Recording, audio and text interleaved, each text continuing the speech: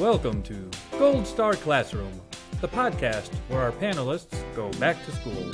We'll grade them on their answers to a variety of general knowledge and trivia questions. They don't know what we're going to ask, and we don't know what they're going to say. The student with the highest grade at the end of the class will win the coveted classroom prize, the Golden Banana.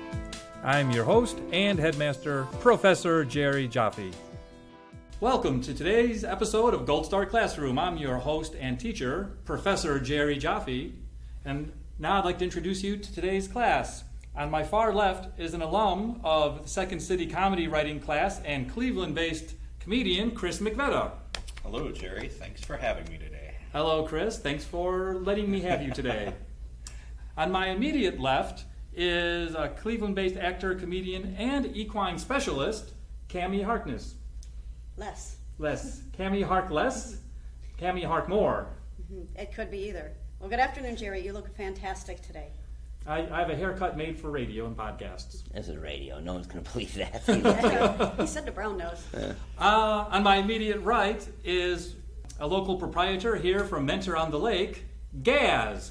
Thanks for having me, Jerry. I was just sitting around thinking today, what can I do with my time that I don't get paid for? And well, this came up. I'm glad to be here. This is awesome. Well, we're here to meet those needs. Yeah, thank you. And our fourth classmate for today, on my far right, aspiring comedian, John Bruton. Hello. Hello, John. Thanks for coming today. He's full of excitement. I'm already excited. Well, welcome to class. You should be excited because something exciting is about to happen. I'm going to be presenting you quizzes, test questions, essay questions on various general knowledge and information and history and science topics. And based on the quality of your answers, you'll be receiving a grade. At the end of today's class, the top student will receive the coveted class prize, the Golden Banana. That sounds good. I want to take that home. Are you ready for your first topic? We are ready. I shouldn't speak for everyone. I'm ready. I'm never ready, so there's no point. You have probably heard it said, something to the effect of whether or not a toilet seat is so clean you can eat off of it. And this brings to mind the research of Professor Charles Gerba, who has studied the surfaces around your household. And he has listed the 15 germiest places in the typical American household. Any idea what's at the top of that list? It's going to be doorknob, because that's the thing that everyone always talks about when they talk about like licking doorknobs as far as where the germs are at. My teacher always said doorknob, so I'm going to go with doorknobs. Gaz is going with doorknobs. Would anyone like to agree, disagree, or offer other suggestions? My first thought was bathrooms, but that's too easy. This is a trick question. I can sense it.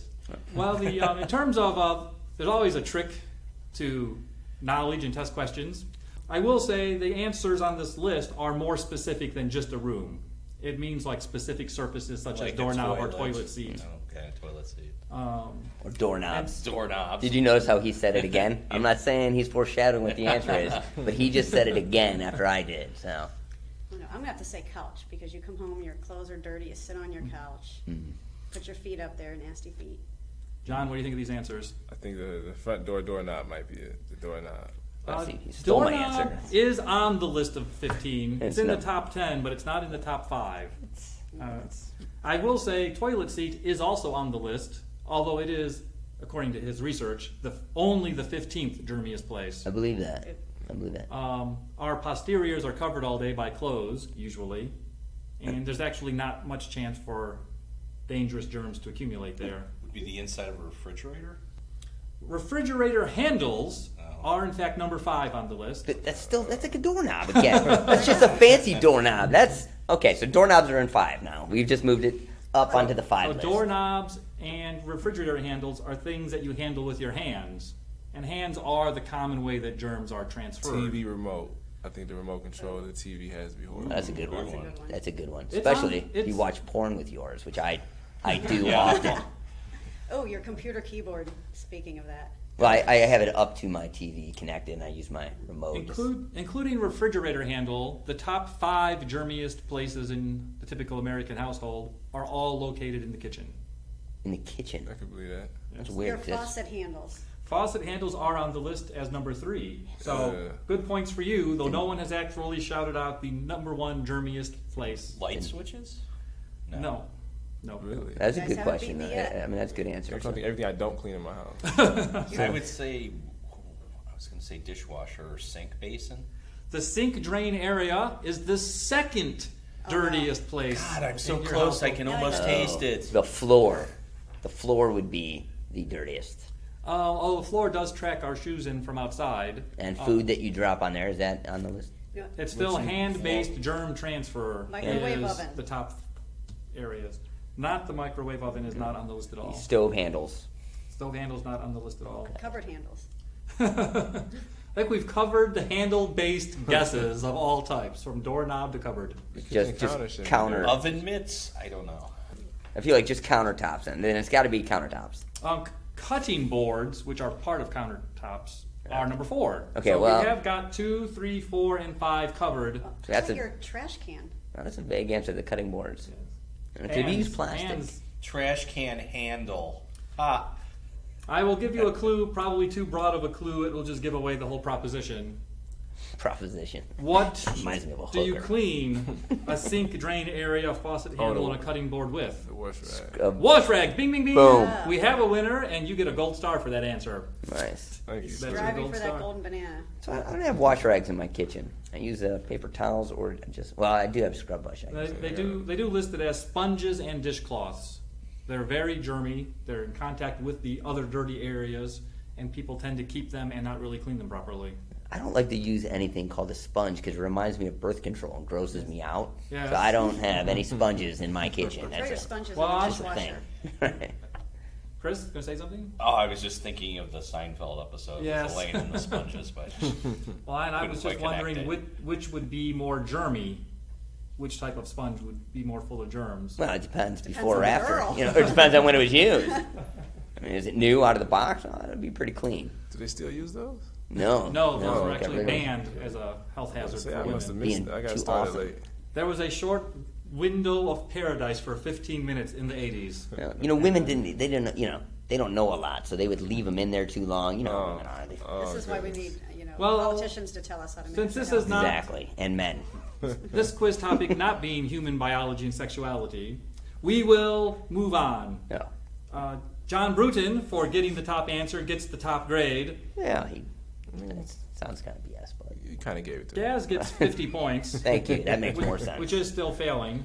Which is times 2, 100%. Chris will get 69 points for that effort, and Cammy will get 70, which is, of course, one better than 69. 69. That is so cliche. It is kind of cliched.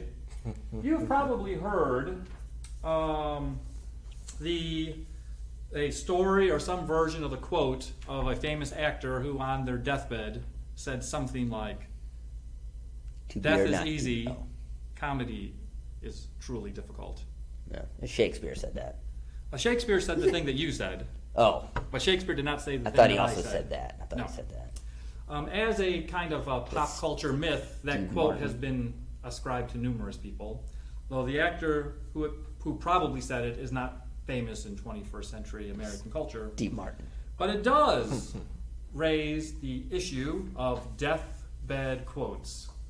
Famous statements by famous people attributed to them on their deathbeds.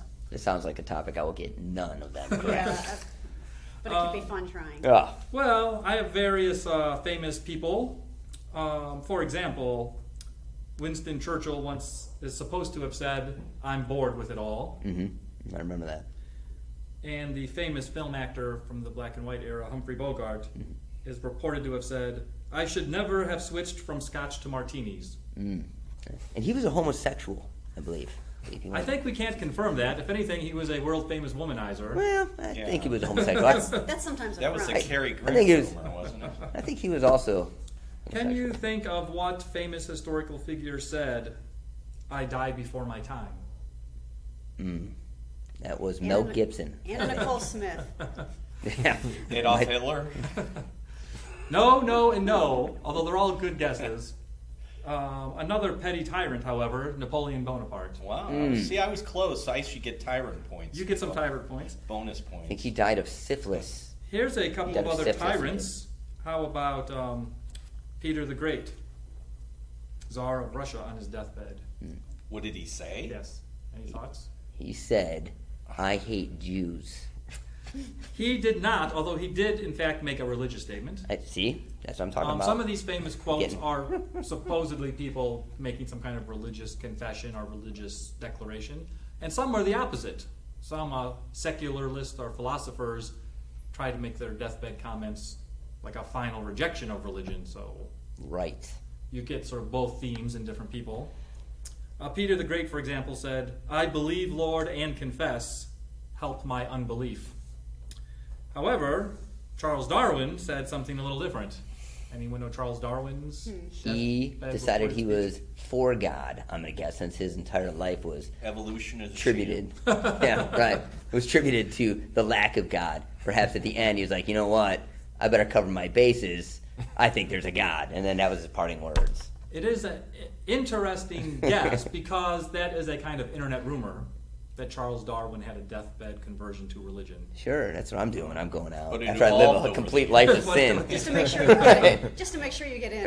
There, you know. According to all my religious friends, you can screw up as much as you want, but as long as you confess right at the end and like accept Jesus, then you're in. So, I mean, why do it early? You know, it just I think doesn't make any what they sense. did here is that he said, you know, God exists, and then he snickered and said, "Boy, that's going to screw him up for decades."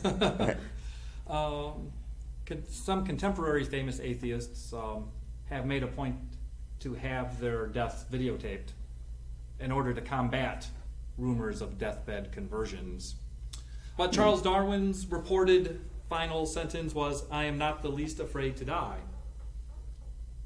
which is generally construed as an anti-religious statement, as opposed to being like afraid to die and making that deathbed conversion. Mommy, I'm scared.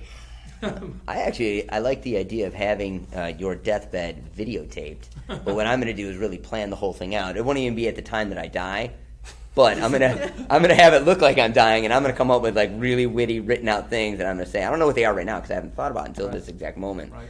But then I'll just have that be my deathbed confession at the time that I actually die. And then you can said. be in charge of all the post-production and, Right. and branding. It's gonna be perfect. I'm gonna look really healthy. Like, wow, Gaz looked really healthy when he died.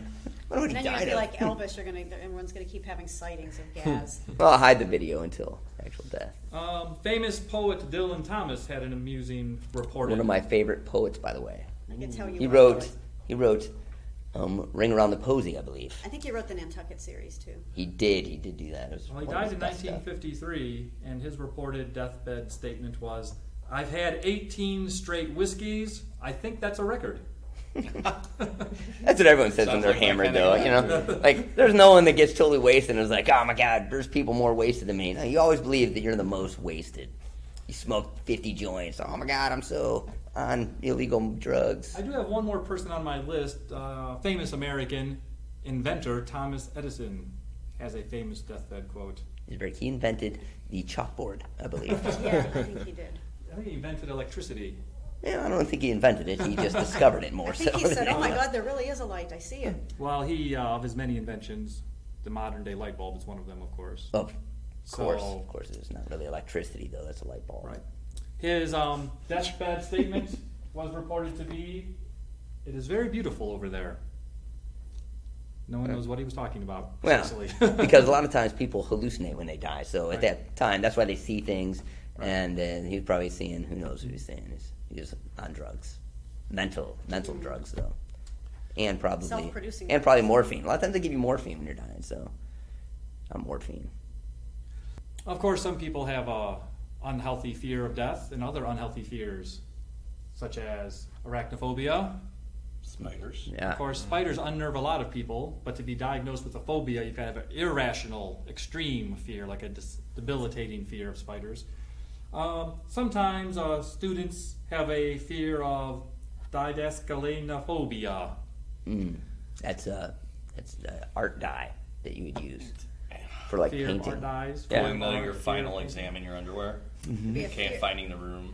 fear of learning something. Fear of going to school. Oh, I think it's the fear of someone seeing your boner while you're in class. I think So that it's is. common 7th grade. Yeah, too. that's one of those. Like, There is a fear of being looked at or stared at, which is scopophobia. what is the desire to have that? Scopophobia. What's that called? Because I have that. I have that. Scopophilia. Yeah. Scopophilia. Creepophilia. John? Some students also have what is listed as testophobia. Do we even have to comment on that? That's hilarious. Thank you, Wikipedia. Yeah, right. Testy. And then I believe Gaz may have this fear. Thank you.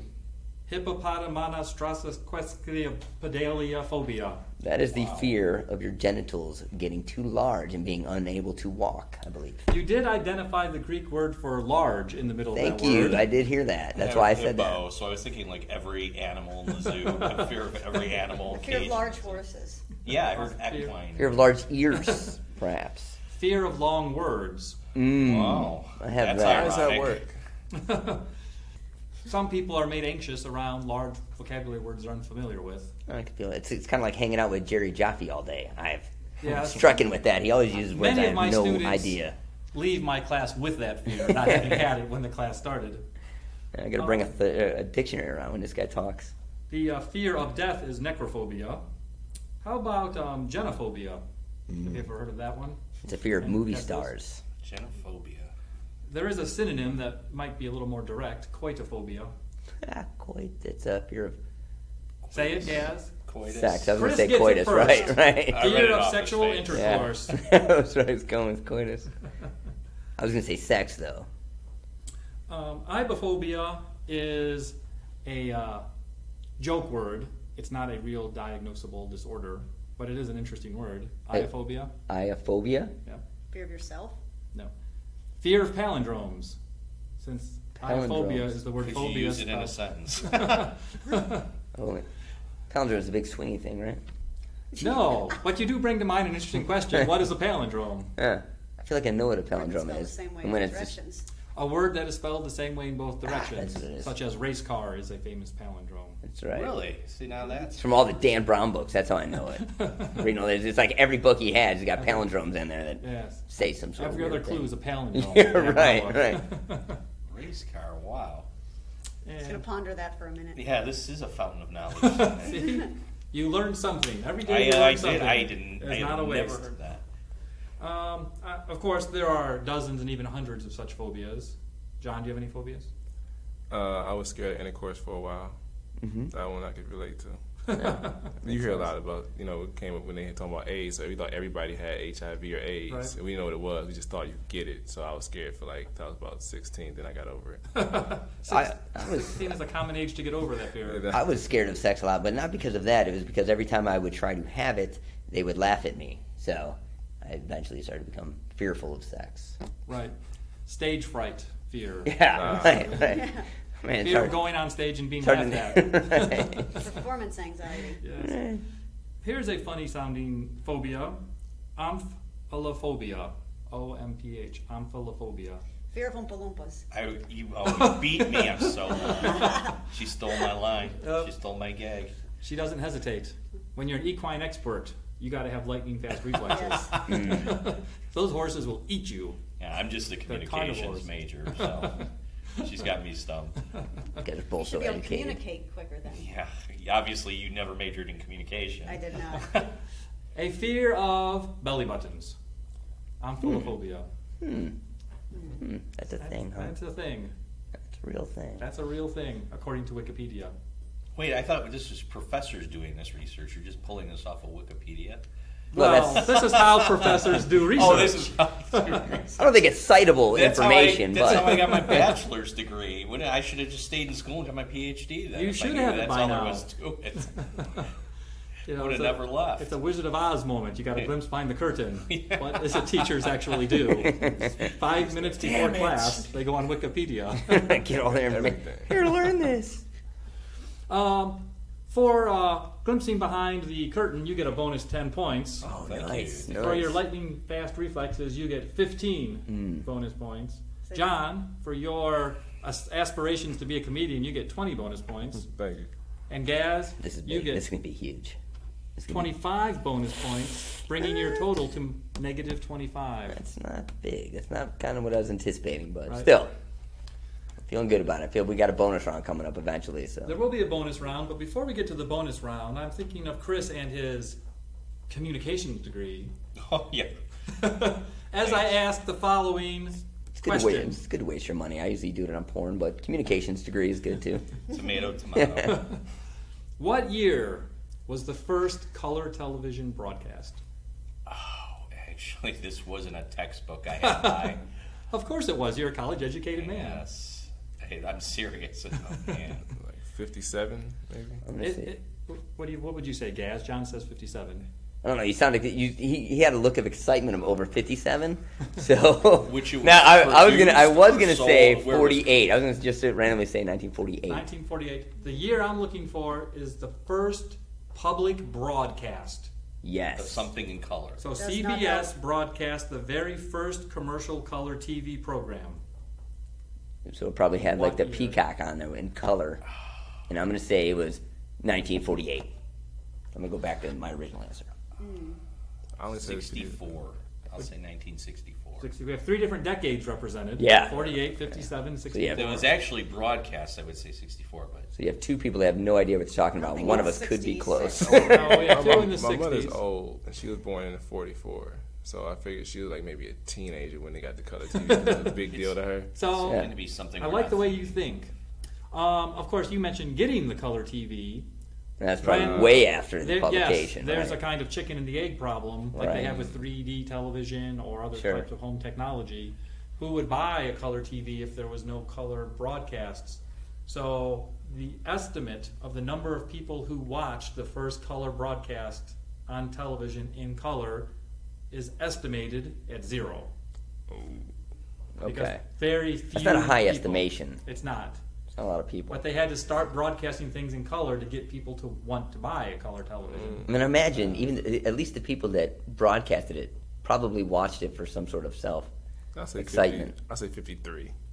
53 people. No, 53. I'm going to go with that. I think 53 1953. people at least watched that I was in first. 1953. They started so when they probably broadcast. These it. hypothetical 0 to 53 people who watched this on a color television in their home did so in the year 1951. Oh, I was so close to I was 48. so close with 66. And what Now, he wasn't went they over, so if we went broadcast prices in right, color? if we go Yeah. prices right, John's Did your wrong. fancy Wikipedia tell you I that? know my mother's No, old. Like, but she a was- website on the history of television did. Oh.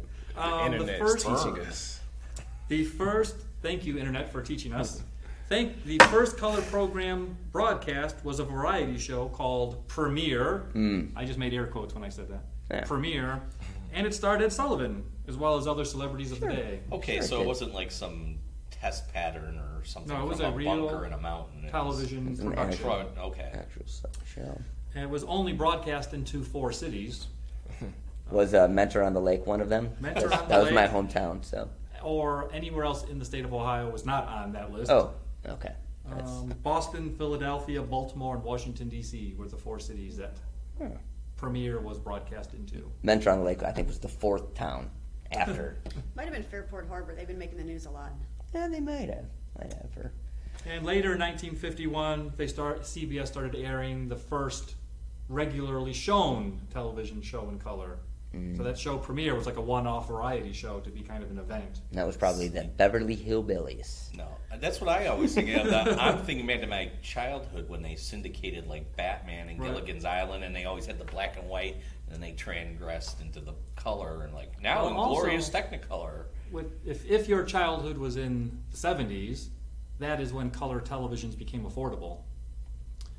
RCA Remote released control car. the initial color television in 1954, like for commercial or for retail sales, and that cost over $1,000. Seriously? And Nice. that's in 1954 money as well. I would have bought like My 7 of grandfather them. had one though. Really? Yeah, RCA like my mom, from she the was 50s? like, my mom was pumped about telling me about the color TV they had. Your grandfather did very well for himself, apparently. Steel mill. I guess Yeah, so. yeah. Probably saved his money. And the 50s and 60s. And then blew it all on a TV. Yeah. I was like, yo, you spent that much on a TV, really? No college for my kids. Well, Yeah, right. It was common for one family to get a color TV Yeah, in the the whole neighborhood. block, Whole yeah. block would come and watch also. And then you're like the party center. Everyone thought you Yes. were cool. Yeah. Yes.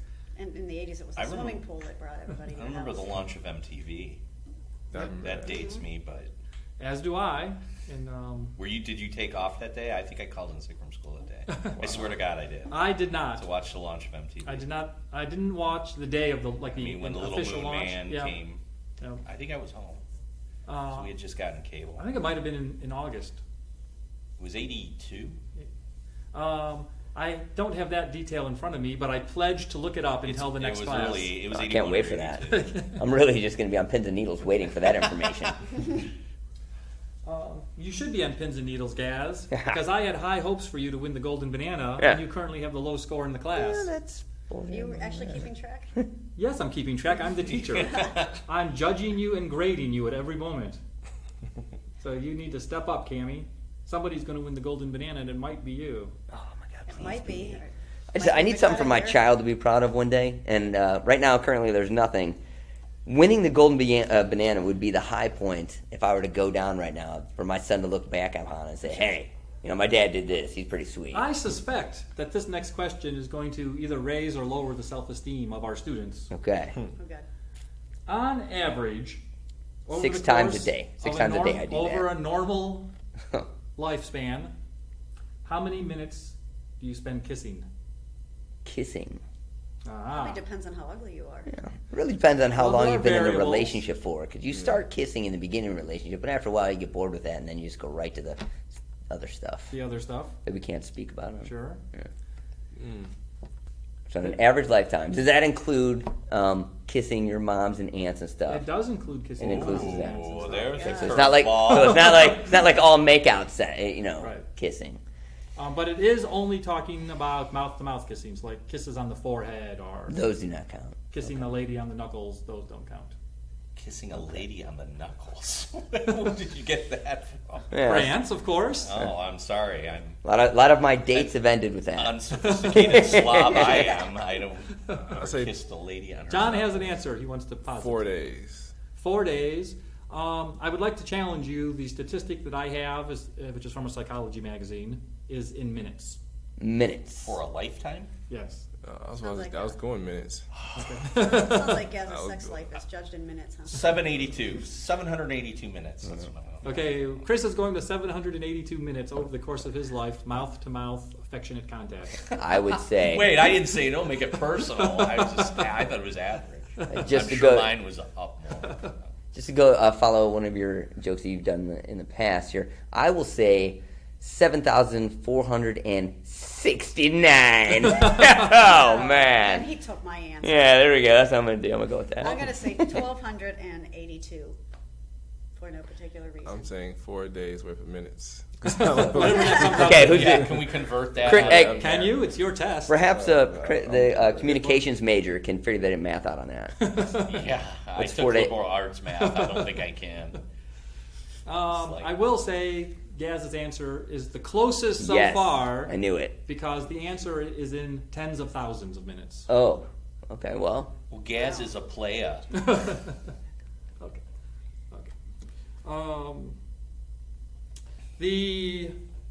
Let me cut to the chase. The minutes of average kissing for the typical adult over a lifetime is 20,000. 20. Wow, Wow. I am bad then. I'm thinking 4 days worth. I It's told a you I took typical liberal adult. What arts is it for a math. pedophile? Yeah. A pedophile probably doesn't kiss a lot either. Probably not. More groping. What's the Yeah. minutes in groping? It'd be comparable to the 20,000 Oh, probably. wait, we're supposed And to that do- is certainly a Western concept because in other countries and cultures that they may not kiss. Or they may kiss more. I believe in Russia it is customary to greet your uncles with open mouth kissing. Open mouth. Yeah, That was open West mouth. Virginia. That's a lot. Maybe it is West Virginia. Often I confuse West Virginia Well, and there is Russia. a Georgia in both places, Right. so it could be multicultural. Probably depends on the dental care in the country, too, how much you kiss. France, they don't kiss at all. Except a lady's knuckles. Right. Except for that. All right, so I am now going to calculate each student's final grade, and while I'm doing that, I'm going to give you all a chance to earn some extra credit points with your final comments or witticisms or questions or anything you'd like to say. Chris, I'll start with you. I was just going to ask you what part of the show, when do I get to talk about my comedy career? Yeah. This is not that kind of Oh, podcast. sorry. I'll put a link on the website. Cammie, any last comments or desperate grasp for points? All right. I would have to say that next time we do this, you're going to have to increase the temperature in the room if you want us all to sit here naked. I can make no guarantees about that. You're That the one wa- who agreed to sit here naked. That That's was a not- weird request, I believe. How about you, Gaz? I'd Last say- thoughts or bids for points? I would say that after this show, I have developed a microphobia, and that is the fear of podcasts. I've developed that. Podcastophobia. Yeah. Well, we'll cure you of that before we're done. Thank you. And John, any last thoughts, comments, questions? I wish I knew more of this stuff. Was like when I was still in school, so I could like just keep a Wikipedia right there instead of actually like reading books and doing that old stuff. I could just look it up. That'd be so much I greater. wish I was in school and internet was on. That's what I wish. I No, don't. it's turning us into a No. nation of morons. I missed it. Yeah, but quotable morons. Well, do you want your college photos up on the internet? I do.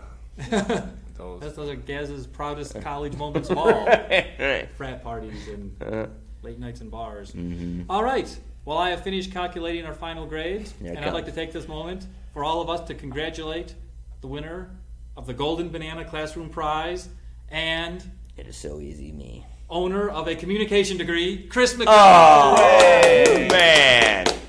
Well, you know, he has spent the most money on education and gotten Yeah. the littlest for it, so I And feel now like it's he's paid deserving. off. Settled 69 references. Right. It's called vision. Visionary. All right. Thank you very much. Thank you, Thank Professor. Gold Star Classroom is written and produced by Jerry Jaffe. Our producer and engineer is Stephen Gutierrez. Original music composed and produced by Jeff Geddert. Mr. Geddert is also our assistant producer. All commentary and opinions expressed by guests of Gold Star Classroom are meant for entertainment purposes only. For Gold Star Classroom, I'm Jerry Jaffe.